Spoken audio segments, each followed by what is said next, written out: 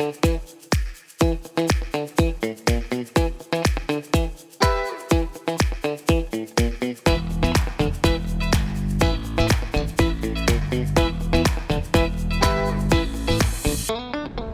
aviation enthusiasts, welcome back to our channel. Thanks again for joining us. We're here in Carefree, Arizona, which is just north of Scottsdale. We have Steve Thompson, who's the owner of this beautiful Super Cub behind us. So Steve's been gracious enough to share a little bit more information about this plane. Steve, tell us a little bit about this plane. What year was this plane built? This is 1961 Piper Super Cub. In general, people say 61, wow, that's really old, right? A 1961 car is old.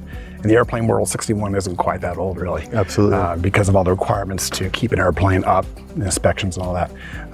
But the beauty of this airplane was in 2011, it was rebuilt ground up. So in some respects, I think of it as a 2011 Super Cub. Most of the airframe was completely replaced, everything, internals, instruments, everything. So this aircraft was built to be flown in the backcountry. Certain upgrades, STCs, were applied or were added to this aircraft to make it perform better in the backcountry, do better. For example, the large tires. These tires are pretty amazing. I run them about 5 to 6 PSI.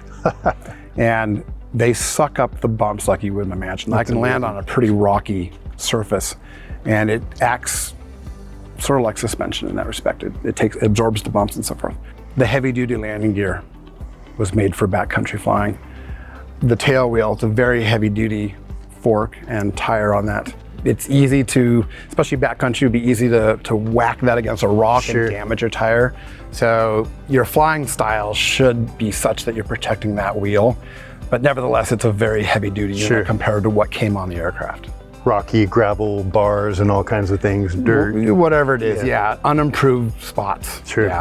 I avoid landing this aircraft on asphalt at all costs. I do whatever I can not to land on asphalt. And you might be wondering, well, gee, you live at a runway where it's asphalt. Well, we actually have a dirt strip. Do you really? Yeah, it parallels the runway. Yeah, runway's 4,800 feet, I believe, and the dirt strip's 1,800. Hey, you got that by a mile. Oh, yeah.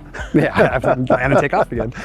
For me, that's a little scary at times to be that low. What's your outlook like when you're thinking about an opportunity? You've got an engine failure or something like that. What goes through your mind at that altitude? Are you constantly assessing, or do you feel confident that you can just fit it in a really tight spot? Number one, in general terms, the lower you are, the less options you have. The number one rule in an aircraft, if you lose power, is you've got to keep flying the airplane. And flying, it means keep the airplane flying. Don't stall the aircraft. Keep forward momentum, keep your speed, keep it above stall. If you're at 50 feet and you lose an engine, you're pretty much going straight ahead and landing in whatever's close to you. Absolutely. That's the beauty of this setup, is between the large tires that will absorb a pretty rough ground. And the fact that this aircraft can fly quite slow before it stalls. Honestly, if you have to crash land, you want to be as slow as you can be. Because you're not going to be as hurt or hurt at all if you're coming to a stop quickly from 30 miles an hour versus from 70, right?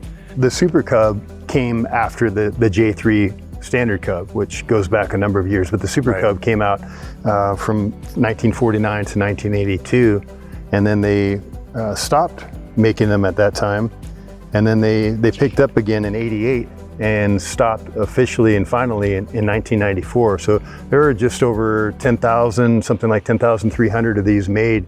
Compare that to a Cessna 172 where there's 40,000 of them made. So maybe not necessarily those same numbers, still relatively rare, but as Steve said, there's still a lot that are out there and available.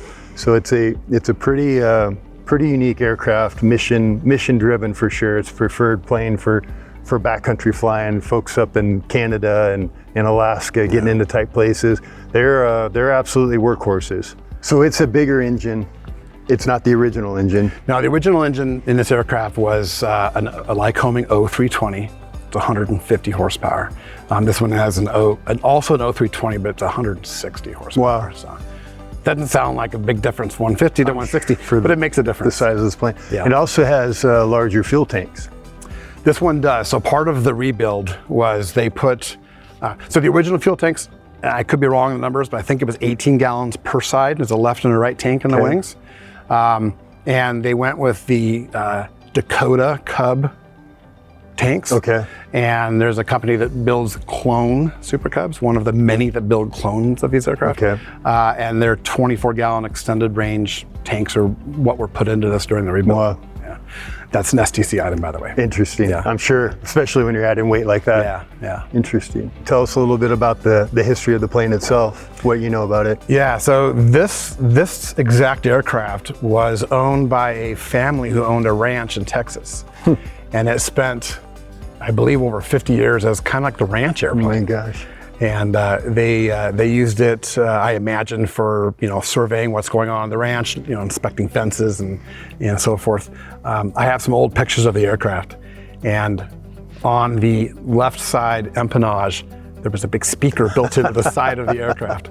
So I made contact with the previous owners. I talked to the gentleman, and he said that they used that speaker as a loudspeaker to talk to the ranch hands on the ground.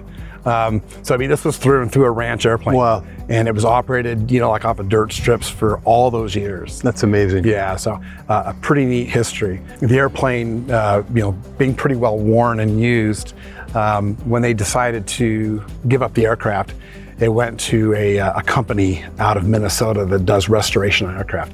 And they did restoration from the ground up on this airplane. So they did it prior to you purchasing it? Yes. Interesting. Yeah. Have you done anything to it yourself since you've had it? I haven't, because between what they did to it and then the previous owner who bought it from them, between those two, they did everything on this airplane. Wow. There's only one or two things really that I would do to it. I just never have. But, That's interesting. Yeah. So. That's amazing. So 50 plus years, one owner. Yeah. Prior to that, and you've had it. One family. One yeah. family. Yeah. And you've had it since when? I've had it for about 3 or 4 years now. Interesting. Yeah. The FAA is strict about what you can do to an aircraft that's certified like this. You can't just go make a change to the engine, put a new engine in it without putting an engine that's been approved by the FAA. They have a process called STC. It's Supplemental Type Certificate. Okay. It allows you to add something to the airplane that's been previously approved.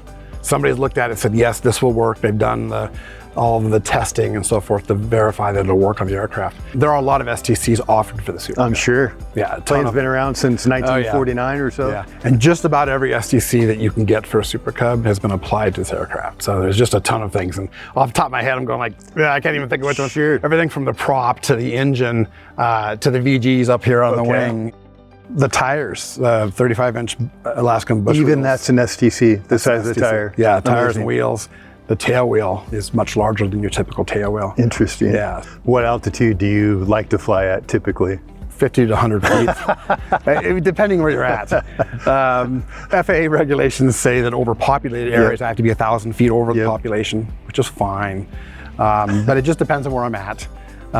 If there's a lot of cactus, you might get a little higher as you don't want to hit anything. Sure. Got to watch your power lines, very important.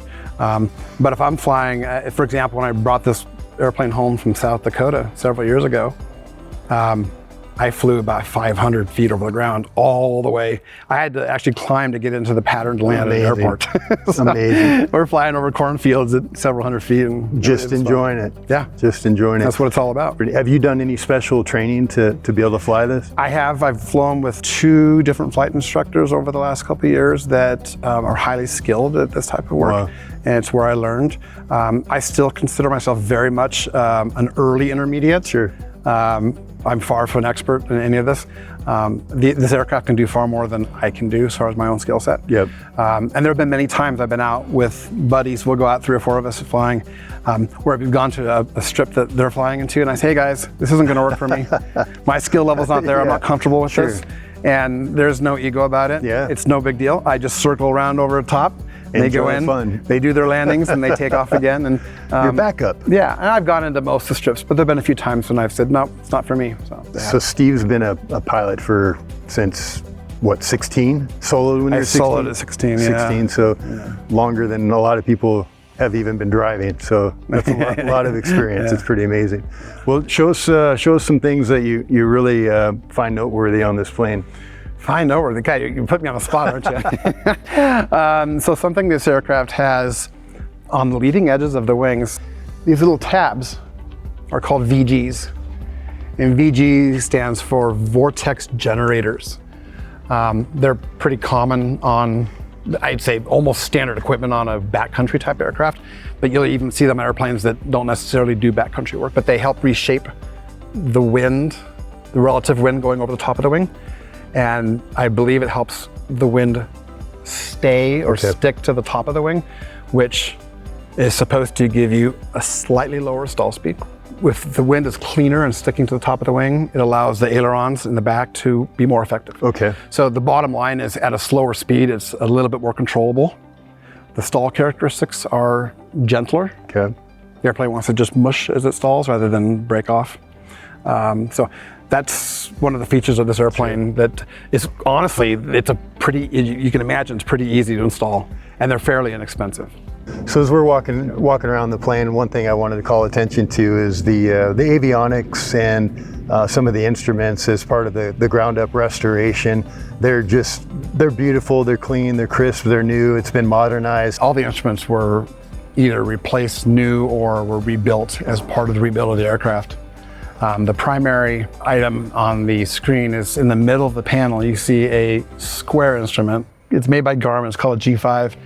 G5 presents a lot of information to the pilot. It tells you if your wings are level, it tells you whether you're pointing up, pointing down. It gives you airspeed, it gives you altitude, all of that in a small instrument. Top right is a Garmin 660. It's a moving map, has traffic on it. I also, when I fly, I typically use an iPad to complement what I already have here. The iPad runs some software called ForeFlight. It's called EFB, it's Electronic Flight Bag. It gives you everything that a pilot needs, that software does.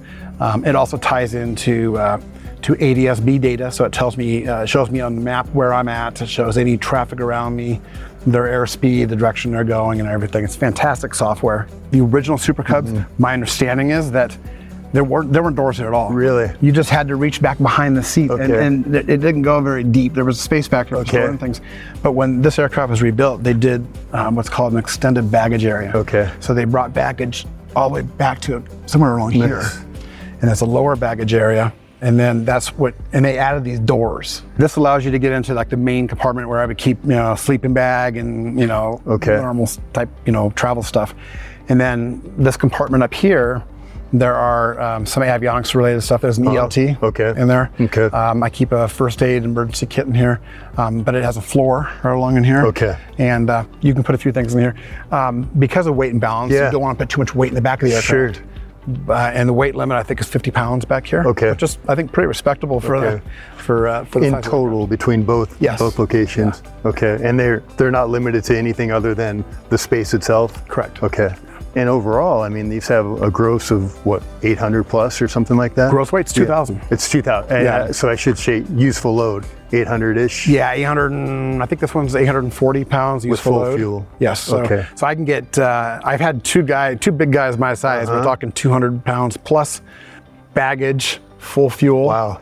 It's heavy, but we're right there at the limit. But it's doable. It's very doable. Interesting. And this airplane is pretty amazing. That's awesome. What motivated you to purchase this in the first place? What drove you to this aircraft over a lot of other options? There's a number of factors. I have to be honest. During early COVID, and you're watching videos of Trent Palmer on YouTube, and you're like, I want to go do that. And then you think of 1,000 different ways you can go do it. But it was far more than just that. For me, the biggest attractor was just expanding my skill set. I've done a lot of different stuff in aviation. I've gotten into a lot of niches over the years, and this was just one more that I wanted to get into and understand and learn. I got to thinking one day, and I don't walk around fearful of losing an engine and having to make an emergency landing, but every good pilot thinks about that, considers the circumstances. And it dawned on me one day, it's like, wow, I can be in my 182 and have an engine out. I hope I never do. But if I did, I'm now landing at 50 knots and on relatively small tires, so I have to ideally be on a somewhat improved surface. Sure. So my choices are limited as to where I can land. Whereas in this aircraft, I could land almost anywhere, as long as there aren't objects blocking me because of the capability of the suspension and the tires. On top of that, I'm landing at relatively high speed in the 182, and this thing I can get down to 30 miles an hour before I touch down. Sure. So as I roll out on this emergency landing, I have such a short distance to come to a stop, that there is like this huge safety factor built into this airplane compared to other aircraft. Yep. So that was like, I thought, oh, that's kind of cool. Absolutely. Yeah. So some of the appeal of the low and slow is actually a comfort level. There's some safety built into it. Absolutely. On top of the safety, all the training you get, it makes you a safer pilot Absolutely. too. We appreciate Steve Thompson giving us a little bit more information, background on this beautiful airplane. The Super Cub is an amazing aircraft. Steve's actually also a airplane broker, and he has a number of planes or access to airplanes, so we'll probably do some follow-up videos on that. As such, sometimes Steve has to part with planes, so he has a couple of others right now, and he's actually just listing this Super Cub, so it is available for sale. If you have any interest in it, we're going to include Steve's contact information in the description. You'll be able to reach out to him. You'll see the quality of what he presents when he sells a plane, what he's looking for. It's pretty impressive, and also you'll find some more information on this particular Super Cub. It'd be a great addition to anybody's collection or even their first airplane. So thanks again to Steve, and we appreciate it, and definitely look for some other videos with us together.